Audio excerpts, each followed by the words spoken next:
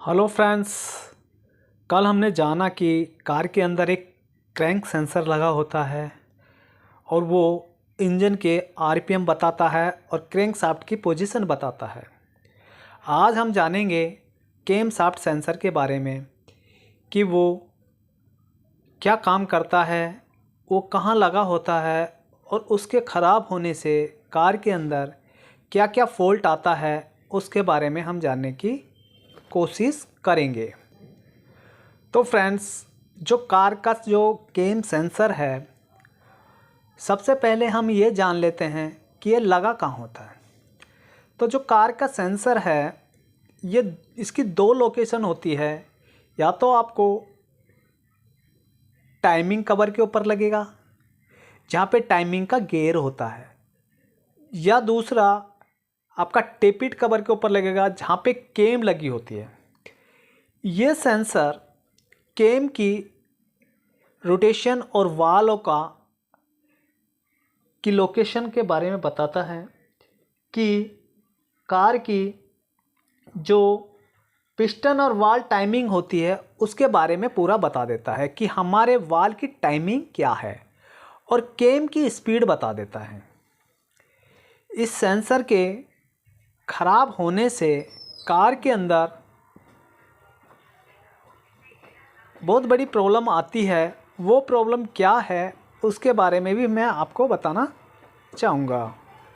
तो क्या है कि जो सेंसर है, हमने देखा कि ये दो लोकेशन पे लगा होता है। जब हमारी कैम घूमती है तो उस कैम की पोजीशन को इन्फॉर्मेशन भेजता है ईसीएम को। जब ईसीएम के पास कैम की पोजीशन का पता लगता है तो वो इंजन के इंजेक्टर और इग्निशन कॉइल को इन्फॉर्मेशन देता है फ्यूल सप्लाई या इग्निशन ऑन करने के लिए। अब हम देखेंगे कि हमारा जो कैम सेंसर होता है वो कैसा होता है, उसके बारे में एक बारी देख लेते हैं।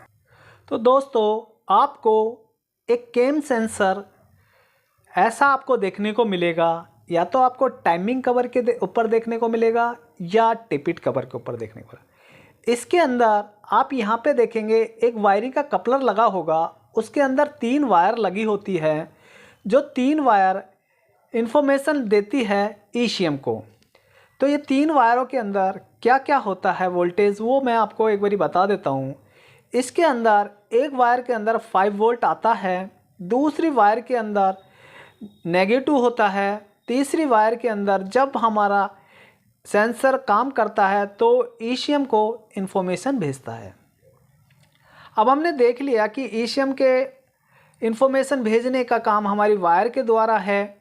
अगर ये ईसीएम काम नहीं करता तो आपको कैसे पता लगेगा कि कार में क्या प्रॉब्लम आ गई। सबसे पहले कार के अंदर 2 या 3 प्रॉब्लम महसूस होती है। सबसे पहले देखेंगे कि इंजन चेक लाइट जो क्लस्टर मीटर के अंदर आती है, ये क्यों आती है। अगर ये लाइट आती है और आपने स्कैनर लगाया और उसने अगर आपको बताया कि कैम सेंसर का फॉल्ट आ रहा है, तो आप समझिए कि या तो इसकी वायरिंग में दिक्कत है या आपका ये क्रैंक सेंसर ख़राब है। तो इसकी वायरिंग को चेक करने के लिए आपको मल्टीमीटर का यूज़ करना है। मल्टीमीटर से आप इसको यूज़ करके इसकी प्रॉब्लम सॉर्ट आउट कर सकते हैं।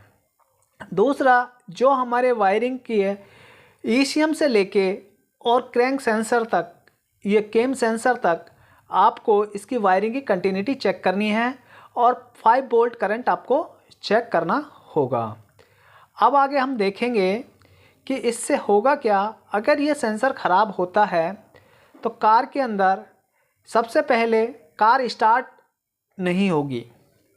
अगर कार स्टार्ट भी होती है तो बहुत ही लॉन्ग सेल्फ लेके स्टार्ट होगी, और स्टार्ट होने के बाद में कार है जो मिसिंग करेगी।